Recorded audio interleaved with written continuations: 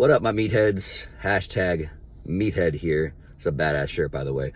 Answering a question today about what do I do when I plateau? What do I do when I stall on a lift?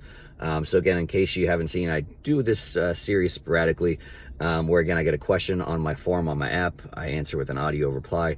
And then I feel if it's someone's asking the question, it's a good topic instead of random shit coming out of my brain. It's stuff that you guys are basically, or someone's telling me they actually are interested in the answer. So it's some content geared a little bit more from what you guys are actually telling me that you want.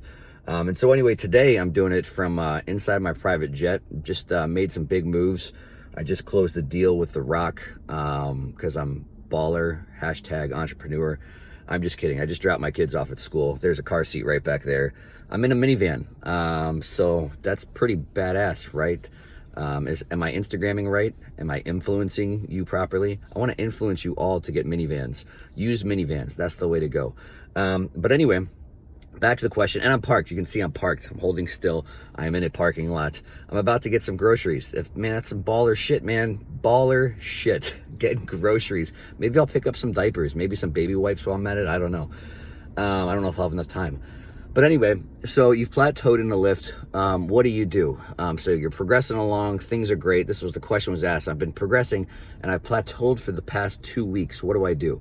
So the first thing, I like to say, look at sometimes the most obvious answer. I love the way that JP says it. If you don't know who Jordan Peters is, you suck. But if you don't, I like the way that JP says it, is that basically putting on muscle is very easy. And for the most part, it really, really is, and the difference, obviously, some people that will see JP stuff is like, oh, well, he works with enhanced athletes. Well, the only difference between enhanced and natural people is natural people have to be more patient. But if you're patient, and you're aware that progression doesn't necessarily always come at the same pace for everyone, putting on muscle is very easy. And most of the things that people mess up are the easy on paper stuff, but the hard to adhere to stuff. So first off, if you've plateaued, ask yourself these questions before you go get your protractor out and try and figure out if the angle of the, lunar eclipse doesn't line up with your pec fibers of your clavicular, sternoclavicular upper uvulus muscle bone. And actually ask yourself these questions first. Are you in a surplus? Are you in a measured surplus? Meaning, do you actually track your food? Where is it written down if you're telling me you track your food? Some people, I think, honestly answer to themselves. They track their food and don't really know what track their food means. Do you write your stuff down?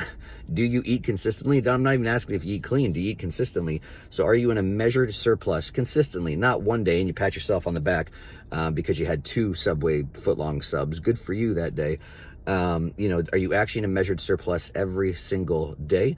Are you eating the majority of your food from quality food sources? So again, I'm not going to get into the clean versus dirty debate, but the majority of your food should come by your self-defined clean food sources.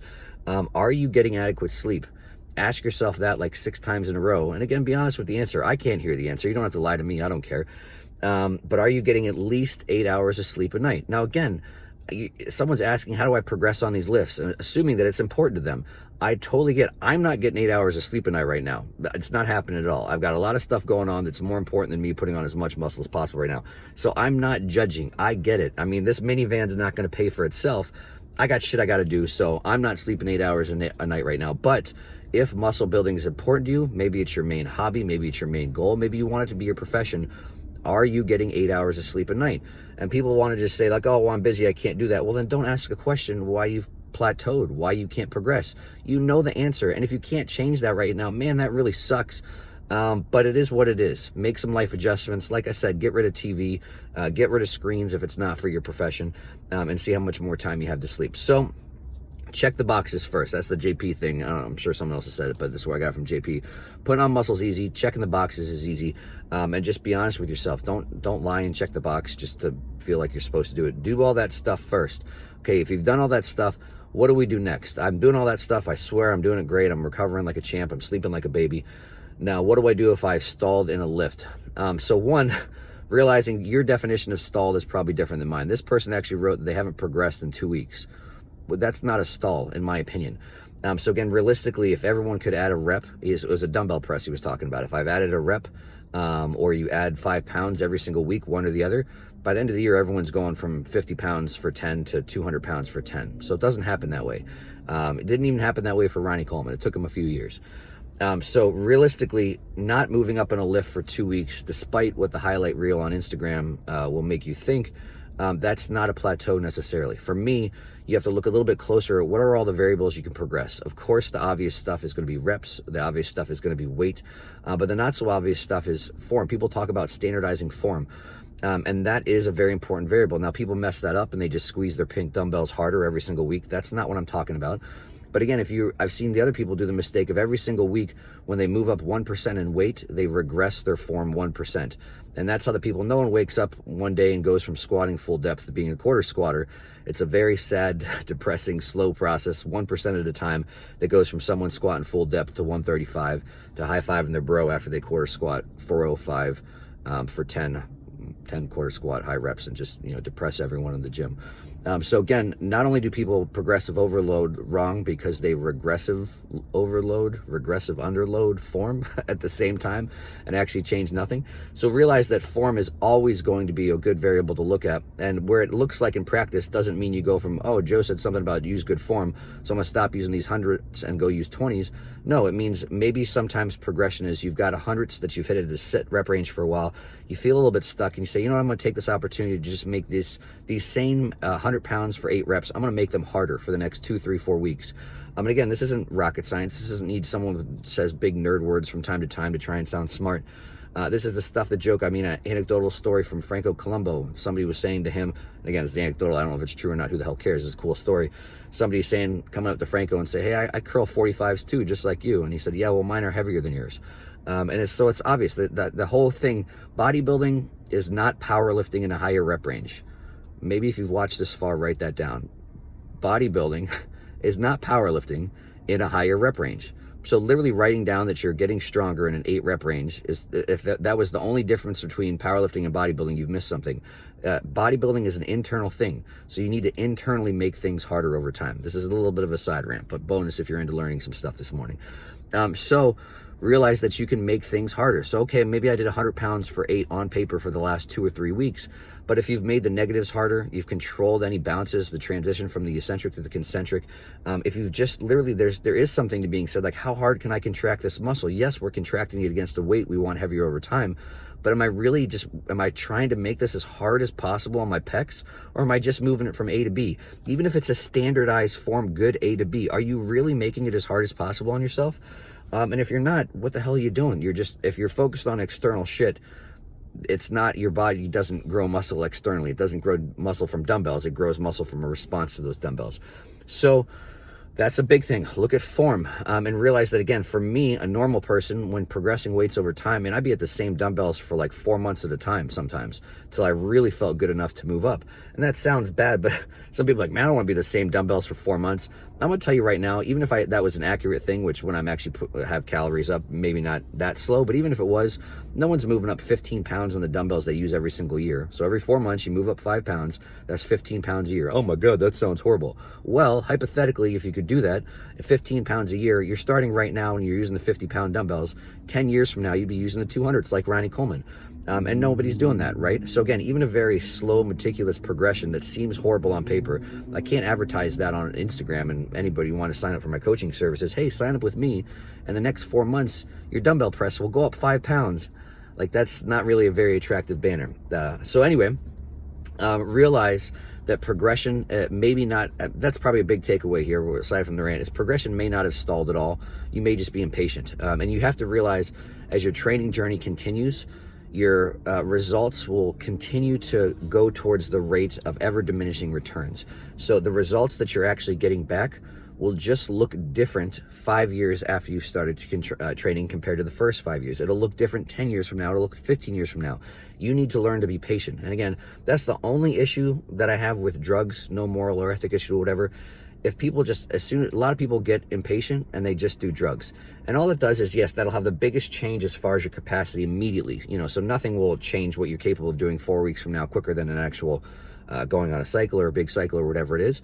But the reality is you're just raising your ceiling. And if you don't learn patience and you don't learn how to actually stick with that stuff, grind through that stuff, Be patient for ever diminishing returns. Even if you're on the biggest stack known to man, you're just raising the ceiling until you find again that point of ever diminishing returns. And that's why I love someone like JP, because he's been doing this so damn long, and despite the fact that, you know, he occasionally supplements with, you know, 2 scoops of creatine, he'll be the first to tell you that he's been training so damn long, so damn hard, and so damn progressively. He's got to be patient as hell. I mean, he's at his ceiling. He knows he's at his ceiling, and it's only from checking all the boxes that he's going to continue to progress. So realize that, again, a lot of this I've stalled, especially if you're telling me you've stalled for 2 weeks. It's not really a stall. It's just your impatience showing, and your lack of awareness of that your return for your effort is diminishing. It will always be diminishing, and that's just the nature of it. Then from there, what's some other stuff that we can look at? Well, realize again too, if your returns are ever diminishing, what your opportunity is to progress should also diminish right along with it. So again, moving up in dumbbells is hard. I don't care who you are. Again, you super stack your way from, you know, 100s to 120s pretty quick, but eventually you could still run into some issues. So again, you know, moving up a 5-pound increment. So going from a 50-pound dumbbell to a 55-pound dumbbell, you're trying to make a 10% jump in the load that you're using, right? Off of 50 pounds. That's a pretty big jump. So again, this is where things like microprogression comes in. And most people don't want to do this. It's not sexy. It's not pretty. Again, I can't advertise that on Instagram and expect anyone to sign up for my coaching program. Everybody wants to put on 60 pounds of hard, defined, lean muscle in the next 6 weeks. Not normal muscle. I want hard, defined, ripped, lean muscle. There's someone whose emails I'm signed up for just for some industry research, what's working out there. And that was an email I literally had this morning about how to put on a very specific type of muscle. It was hard, it was ripped, it was lean, it was defined. That's the best type of muscle. I don't want puffy muscle. I want hard, ripped, lean, defined muscle. So again, rant aside again, you know, you have to micro progress sometimes, and people don't want to do that. So again, I've done it all. And anyone that's been around me, I used to have a boss that made fun of me.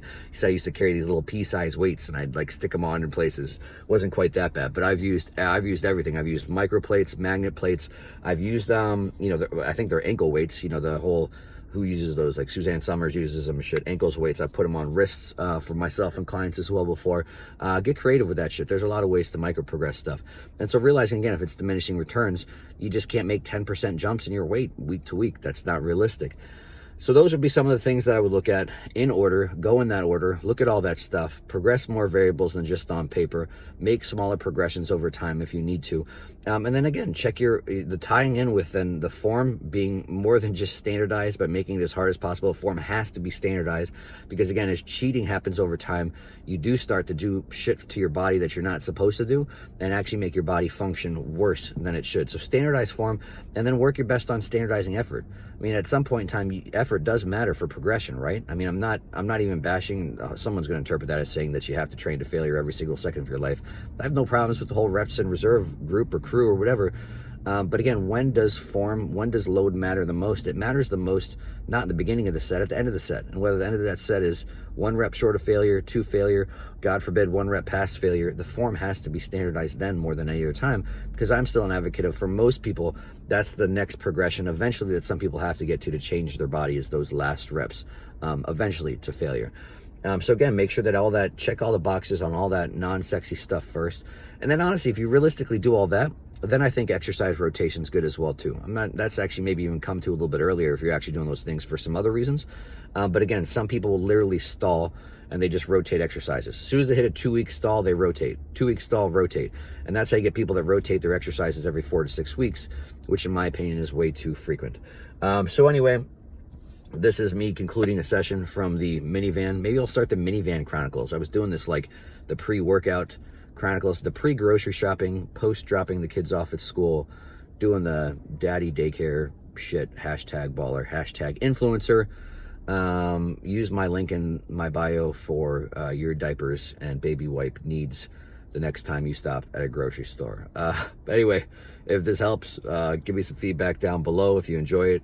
I'm going to keep trying to do these, you know, maybe at least once a week or something. There's quite a few back if you've missed these already. I'm going to put this in the pre-workout pondering section of my IGTV stories. So it's all in there. And if you got a long ass question and you like this kind of shit, you got something specific for yourself, I don't get to it on here, get on my forum, hit me a question. I answer them every single day. Nice long ass audio reply. I dropped a 9-minute bomb on somebody today. I didn't think that was going to happen, but it did. So Hope you all have a killer day. Until the next time, stay meathead-tastic.